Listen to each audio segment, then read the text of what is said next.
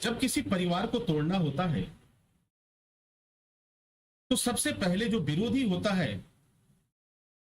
वह दो तीन काम करता है। पहला कार्य करता है वह यह जानने की कोशिश करता है कि इस परिवार की नींव कौन है, इस परिवार को संभाल कर लेकर चलने वाला व्यक्ति कौन है, वह यह जानने की कोशिश करता है। और जब वह समझ जाता है, जब वह जान जाता है कि इस परिवार की मुख्य नींव जो है फला व्यक्ति है, और उसके बाद दूसरा उसका कदम होता है, अब वह यह जानने की कोशिश करता है कि यह व्यक्ति किस पर सबसे अधिक भरोसा करता है। बस काम हो गया।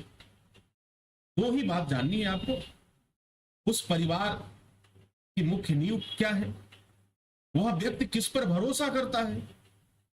यह विरोधी दो बातें जानते हैं, और जिस दिन यह जान जाते हैं अब वो करते क्या है, दोनों में आपस में फूट डालने का कार्य करते। एक ऐसा फूट डालते, और जाहिर सी बात है फूट डालना है तो झूठ बोलना है, एक दूसरे के प्रति भड़काने का काम किया जाता है। और नतीजा ये होता है कि विरोधी की चाल रंग लाती है, वह कामयाब होता है, और वह परिवार के दो सदस्य, वह विश्वसनीय सदस्य जिन पे परिवार की नींव चल रही है,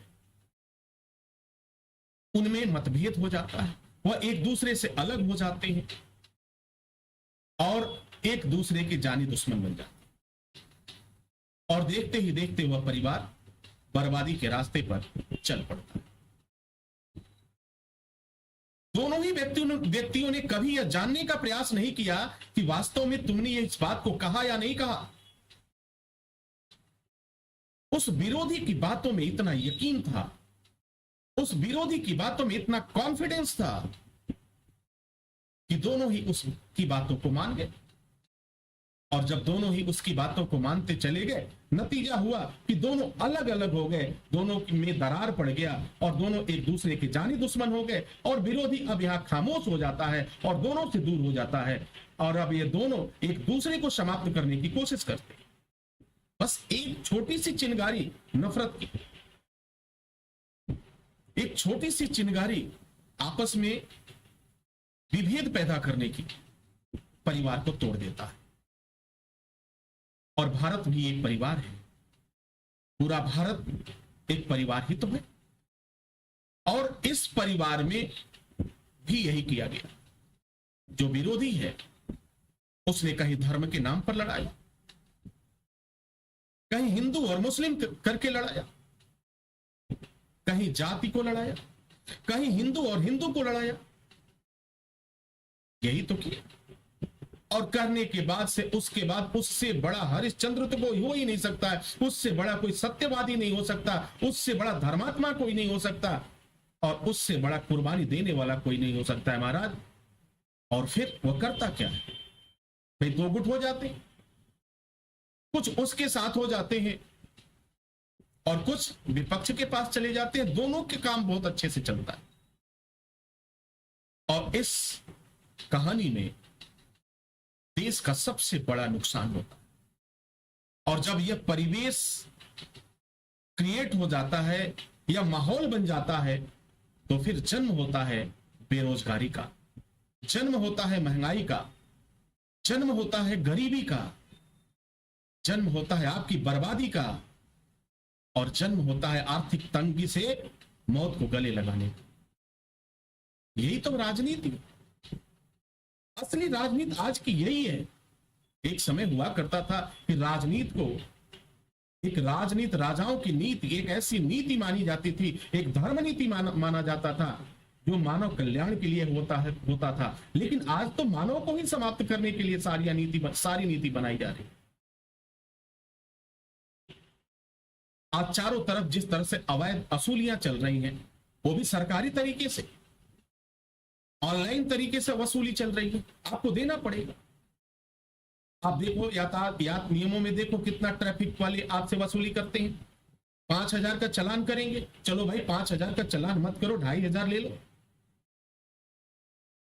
चलो ठीक है। वे लोग भी खुश, मेरा भी जेब भरा हुआ है और सरकार का सारे लोग धन्यवाद करते। तो क्या इन विचारों को समाप्त करने के लिए प्रयास नहीं करना चाहिए?